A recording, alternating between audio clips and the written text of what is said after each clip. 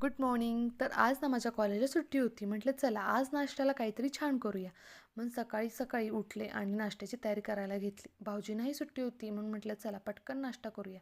नाश्त्याला बनवणार होते आज मी घावन, जे आम्ही लास्ट टाईम कोकणात खाल्ले होते आणि त्याची टेस्ट मला खरंच खूप आवडली होती. म्हणून म्हटलं घरी ट्राय करून बघूया.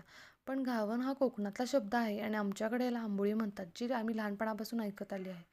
मग काय, सर्वप्रथम मी हिरवी चटणी बनवली जी खोबऱ्यापासून बनते. तांदळाचं पीठ भिजत घातलं होतं, ते मिक्स केलं आणि घावण बनवायला घेतलं. घावण बनवतच होते तोपर्यंत भाऊजी आले आणि ते म्हणाले मलाही ट्राय करायचं आहे.